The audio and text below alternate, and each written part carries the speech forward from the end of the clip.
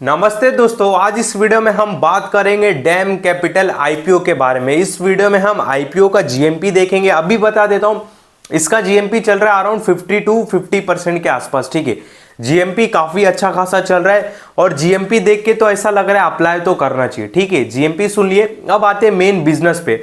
इस वीडियो में हम मेन ये देखेंगे कि भाई अगर अप्लाई कर दिए और अप्लाई करने के बाद अगर लग जाता है तो क्या हमको ये कंपनी रखना चाहिए, बेचना चाहिए, क्या करना चाहिए, ये सबसे मेन बात होता है। ठीक है, अप्लाई करने के बाद अगर लग जाता है तो फिर क्या करना चाहिए, ये सबसे मेन इंपॉर्टेंट है। बाकी जीएमपी देख के तो भाई नए भी लगा रहे हैं आईपीओ में पैसा, तो वो कोई बड़ा खेल नहीं है कि जीएमपी देख के कोई बता दो कि अप्लाई करना है कि नहीं। ठीक है, वो कोई बड़ा खेल नहीं है, समझे। मेरे नजरिए से क्या है, इस वीडियो में हम वही चर्चा करेंगे। देखो, पहले इसका बिजनेस आपको बहुत फटाफट समझा देता हूं। डैम कैपिटल एडवाइजर, इनका काम है एडवाइजरी का सर्विस देना। अब आप बोलोगे कैसे सर्विस देते। देखो, ये जैसे मान लो कि कोई आईपीओ आता है, तो आईपीओ आता है तो बीच में एक कंपनी रहती है जो आईपीओ की सर्विस प्रोवाइड करता है। जैसे लोगों को शेयर अलॉटमेंट कराना, स्टेटस चेक करो कि भाई लगाए कि नहीं आईपीओ। आप देखो कभी कभी चेक करते हो कि आईपीओ लगाए कि नहीं, वेबसाइट पे जाते हो, जैसे एक लिंक टाइम करके वेबसाइट, एक लिंक ट्री, मुझे याद नहीं आ रहा है, तो उस वेबसाइट पे हम चेक करते हैं कि आईपीओ हमको लगाए कि नहीं। तो ये कंपनी वही सारे काम करती है। मतलब जो बड़े बड़े इंस्टीट्यूशनल रहते हैं ना लोग, मेरी इंग्लिश अच्छी नहीं है, अगर उनको मान लो ऑफर फॉर सेल कराना हो, बाद में उनको मान लो कि QIP के जरिए पैसा जुटाना हो, तो ये कंपनी खुद नहीं करती है, बीच में एक पर्सन को भी रखती है। तो वो बीच वाला पर्सन यही है, डैम कैपिटल। अब यही है, मतलब सब में यही नहीं रहता है, हर आईपीओ में हर अलग कंपनी रहती है, ये बात ध्यान देना। देखो, ईसीएम सर्विस देते हैं। मतलब ईसीएम मतलब इक्विटी कैपिटल, ऐसे ही करके फुल फॉर्म में मैं देख रहा था, भूल गया। एक सेकेंड, यहाँ पे देख लूँ, मेरी इंग्लिश उतनी अच्छी नहीं है। हाँ देखो, ECM stand for equity capital market, मतलब इक्विटी कैपिटल मार्केट से जुड़े हुए जो भी सर्विस रहते हैं ये प्रोवाइड कराते हैं। क्या है, मैं आपको ऑप्शन दिखाता भी हूँ, ब्राइटनेस बढ़ा दूँ इसका। तो देखो, company has successful execute 72 ECM transaction, मतलब 72 ईसीएम ट्रांजेक्शन सक्सेसफुली कर चुकी है। अब 72 में से जिसमें से 27 आईपीओ थे, 16 QIP थे। अब आपको समझ में आता रहेगा कि काम क्या है। 6 ऑफर फॉर सेल था, उसके बाद 6 प्रोफेशनल इशू था, 4 राइट इशू था, 8 बायबैक था। कभी कभी हमने बायबैक में अप्लाई करते ना, तो वो जो बायबैक की सर्विस रहती है ये सारे कंपनी प्रोवाइड कराती है। ठीक है, डैम कैपिटल। 8 इन्होंने बायबैक भी किया है कंप्लीट। फिर बाद में 4 ओपन ऑफर्स भी किए हैं और 1 इंटेंट पब्लिक ऑफर भी किया है। ठीक है, तो ये सारे कुछ इन्होंने, ऐसा इनका काम है और ये सारी चीज़ें इन्होंने अभी सक्सेसफुली कंप्लीट कर लिया है। तो इनका काम ये है। और ये मर्चेंट बैंकिंग का भी काम करते हैं। बहुत लोगों को इसके बारे में नहीं पता रहेगा। मतलब मर्चेंट बैंकिंग एक, मतलब ऐसा समझ लो कि एक आईपीओ से रिलेटेड ही हो गया ये भी। मान लो कि मैं कंपनी हूँ, ठीक है, मैं कंपनी हूँ और मुझे लोगों से पैसा उठाना है। तो अब मैं लोगों से पैसा उठाऊंगा कैसे, मर्चेंट बैंकिंग के द्वारा मेरे को पैसा उठाना पड़ेगा। मतलब बीच में मर्चेंट बैंकिंग रहेगा, मतलब समझ जाओ मर्चेंट बैंकिंग ये डैम कैपिटल ही हो गया।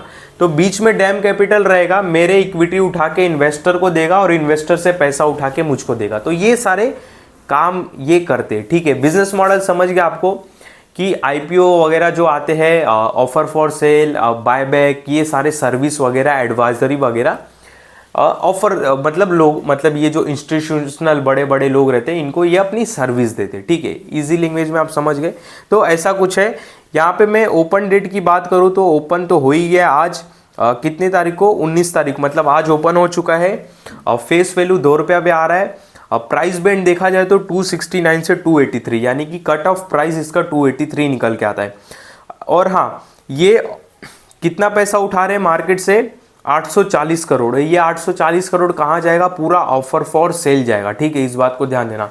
मतलब ये पैसा पूरा जो भी इनके शेयर धारक रहेंगे और इनके प्रमोटर्स रहेंगे उनके पास जाएगा। प्रमोटर्स, देखो प्रमोटर्स की इस कंपनी में होल्डिंग अराउंड 45 पॉइंट कुछ % की होल्डिंग है। ठीक है, उसमें से प्रमोटर भी अपनी होल्डिंग 5-5.5% बेच रहा है। ठीक है, तो इस बात को ध्यान देना।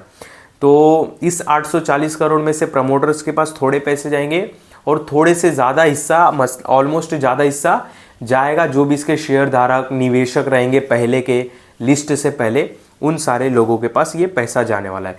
बाकी इनके जो प्रमोटर्स है, मेहता जी काफ़ी बोल्ड आदमी है, बहुत ही मतलब रिस्क फ्री धंधा करते हैं। उनका बोलना है कि हम कर्जा लेके कुछ धंधा करेंगे नहीं, भले कुछ भी हो जाए, ठीक है, बैलेंस शीट पे कर्जा नहीं आने देंगे। मेहता सरने में काफ़ी अच्छे बंदे हैं और बहुत अच्छी लगी उनकी बात सुन के। और उनको बहुत एक्सपीरियंस है, अराउंड 25 साल का इस पूरे इंडस्ट्री में एक्सपीरियंस है। कुछ मेरे ख्याल से याद आ रहा है एक्सेस कैपिटल में भी वो काम कर चुके हैं, ठीक है, तो एक्सपीरियंस बहुत है उनको, इस बात का ध्यान देना, ठीक है। ये मतलब जो कंपनी के प्रमोटर्स हैं उनको एक्सपीरियंस बहुत है। बाकी यहाँ पे देख लिए 840 करोड़ पूरा शेयर धारकों के पास जाने वाला है, ठीक है, कंपनी में कुछ लगेगा नहीं।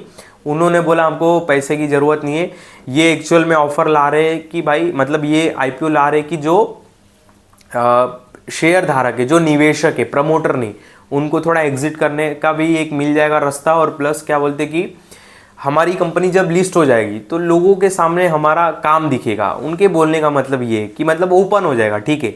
ऐसे तो कितने लोग ने, मतलब मैं ही भी फर्स्ट टाइम नाम सुन रहा हूँ, ठीक है।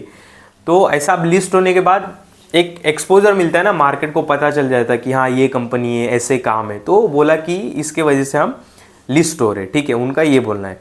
बाद में यहाँ पे नीचे आते हैं तो एंकर साइज रखा है इन्होंने 251 करोड़, यानी कि बड़े इन्वेस्टर से ये 251 करोड़ उठाने वाले, ठीक है। एंकर लिस्ट इसकी जरूर देखना, नहीं तो मैं टेलीग्राम पे अपडेट कर दूंगा। यहाँ पे आईपीओ 19 मतलब आज क्लोज 23, कब अलॉटमेंट होगा, कब पैसा आ जाएगा, ये खुद देख लेना। यहाँ पे एक लॉट बताने की, देखो मैंने बोला ना अराउंड 45.88% ये मेहता के पास, हाँ क्या नाम है उनका, धर्मेश मेहता, धर्मेश अनिल मेहता, इनके पास पड़ा है। और जब ये आईपीओ आ जाएगा तो उनकी होल्डिंग अराउंड 40% हो जाएगी, ठीक है। वो भी थोड़ा अपनी होल्डिंग बेच रहे। बाकी इसमें देखो डिटेल भी लिखा है कि आईपीओ वगैरह, ये तो हमने बता दिया। और हाँ ये बताना भूल गया, sorry, the company has provide service 263 activate client include register FPI spread across the geographical such India, USA, UK, Europe, Hong Kong, Singapore, Australia. बाहर के कंट्री में भी ये सर्विस प्रोवाइड करते हैं, इस बात को भूल गया, ठीक है। यहाँ पे देख लो Taiwan, South Africa, Middle East, South Africa, काफ़ी अच्छी बात है, ठीक है। इनके जो प्रमोटर्स है ना वो काफ़ी वो है, बोलते हैं कि मजबूत आदमी, ठीक है। उनका विज़न बहुत कड़क है, मुझे वो अच्छा लगा। अब बाद में dam capital USA is incorporated New York, USA and registered broker dealer with security exchange commission. तो भाई वहाँ भी काम है फॉरेन में। कंपनी की हिस्ट्री वगैरह इन्होंने लिखी है, ठीक है, कोई बात नहीं। कंपनी की नेट प्रॉफिट देखो, आपको देखोगे प्रॉफिट बिफोर टैक्स 31 मार्च 2023 में 8 करोड़ था, फिर 70 करोड़ हो गया, ठीक है। यही इसके देखो इनका मार्केट कैप भी 2000 करोड़ है, ठीक है। तो देखो अब मैं आपको क्या बताने वाला हूँ कि अभी क्या करे आईपीओ। देखो मैं आपको दिखाया ना कि इनका प्रॉफिट बिफोर टैक्स 8 करोड़ था, फिर हो गया 70 करोड़। रीज़न क्या है, ये देखो जो आईपीओ वगैरह में काम करते हैं, मर्चेंट बैंकिंग वगैरह के जो काम करते, ठीक है, एडवाइजरी करते, ये थोड़ा साइक्लिक बिजनेस हो गया, ठीक है।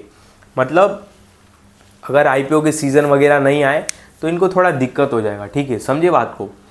और तो ये थोड़ा एक नेगेटिव पॉइंट आप बोल सकते हो। बट इनके जो प्रमोटर्स है मेहता जी, उनका बोलना है कि शॉर्ट टर्म में भले मार्केट गिरावट रह सकता है, शॉर्ट टर्म में मार्केट में बहुत अप एंड डाउन देखने के लिए मिले, पर इंडिया की अगर लॉन्ग टर्म स्टोरी देखे, अगर इंडिया जब ग्रोथ करेगा, उनके बोलने का मतलब ये है कि इंडिया मान लो जब ग्रोथ करेगा तो ग्रोथ करने के लिए पैसा चाहिए। पैसा लोग कहाँ से जुटाएंगे, अपनी इक्विटी को डायलूट करके, यानी कि अपने शेयर्स को बेच के इन्वेस्टर से पैसा उठाएंगे, जैसे आईपीओ में अभी चल रहा है। तो अगर लॉन्ग टर्म में देखें, अगर इंडिया की ग्रोथ पे अगर आप बैट लगा रहे हो तो आपको डैम कैपिटल पे भी बैट लगाना पड़ेगा, उनके बोलने का मतलब ये है, ठीक है।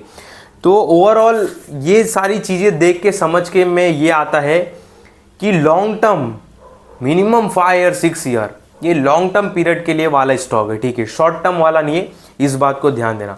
तो शॉर्ट टर्म सोच के अगर आप मान लो कि ये लिस्ट होने के बाद लेते हो तो मेरे ख्याल से आप गलत हो सकते हो, ठीक है, आप अपनी भी स्टडी करना। बट मेरे ख्याल से ये एक लॉन्ग टर्म वाला स्टॉक है। इसके कॉम्पिटिटर भी बहुत है, मेरे को याद नहीं आ रहा नाम, अभी आईपीओ के सीज़न है ना, बाद में एक ही बार मैं अच्छे से कंपेयर करूँगा, ठीक है। तो इनकी कॉम्पिटिटर वगैरह भी है, थोड़ा जाके देख लेना। तो मेरा देखो ओवरऑल क्या नज़रिया है, लिसनिंग गेन अच्छा है, बात खत्म। लिसनिंग गेन के लिए मैं अप्लाई करूँगा, बाकी इसको लॉन्ग टर्म के लिए मैं अप्लाई नहीं करूँगा, ठीक है। सपोज़ मेरे को कल को आईपीओ लगता है, मैं एग्जिट होने वाला हूँ, मेरा यही रूल है। कल को आईपीओ लगने वाला है, मैं इसमें एग्जिट होने वाला हूँ, ठीक है। ये मेरे डिसीजन है, ठीक है। आप अपने डिसीजन अपने हिसाब से लेना, ऐसा नहीं कि आप मेरे डिसीजन के वजह, जैसा मैंने डिसीजन लिया आप भी वैसा डिसीजन लेते हो। अगर वैसा लिए, मान लो कल को वापस कल परसों के दिन 20% का अपर सर्किट मार के ऊपर चले जाए तो लॉस में चले जाओगे, ठीक है। तो मेरे बातों में आके कुछ भी डिसीजन मत लेना। लिसनिंग गेन के वजह से मैं अप्लाई कर रहा हूँ, बाकी लॉन्ग टर्म के लिए तो मैं अप्लाई नहीं कर रहा हूँ, वो मैं बात का बात देखूंगा। अभी 6-7 आईपीओ आ रहा है, उसमें से भी देखो एक अच्छी कंपनी निकल गई, ममता मशीनरी, ठीक है। तो भाई किसको किसको रखे, इसको भी रखो उसको भी रखो, तो मैं ऐसा इतना डाइवर्सिफाई नहीं होने वाला हूँ, ठीक है। ऑलरेडी मेरे पास पोर्टफोलियो में अदर स्टॉक भी पड़े, तो 7-8 आईपीओ आ रहे हैं, उसमें से मैं 1-2 ही रखने की कोशिश करूँगा, जिसमें से एक ममता मशीनरी है। उसमें भी डिसीजन बदल सकता है क्योंकि एक एरोस्पेस करके कंपनी भी आ रहा है, ठीक है। वो बाद में मैं देखूंगा क्या करना है, बट ये आईपीओ में मैं केवल अप्लाई कर रहा हूँ लिसनिंग गेन के लिए, बाकी होल्ड करने वाला नहीं हूँ, ठीक है। ये मेरा डिसीजन है। बाकी आप मेरी बातों में आके इस आईपीओ को अप्लाई अनअप्लाई ये सारे डिसीजन मत लेना, रखना है नहीं रखना है ये सारे डिसीजन मत लेना। केवल समझाने के लिए मैंने आपको बताया कि भाई ये कंपनी ऐसी है, मेरे डिसीजन कुछ इसमें ऐसे बनते हैं, तो आप उसी हिसाब से डिसीजन लेना, ठीक है। अपने हिसाब से लेना, मेरे हिसाब से मत लेना, इस बात को ध्यान देना। बाकी इस वीडियो में आपको कोई भी उत्साहित नहीं कर रहा हूँ मैं आपको कि जाके ये आईपीओ अप्लाई करो, इस बात का बहुत ध्यान देना।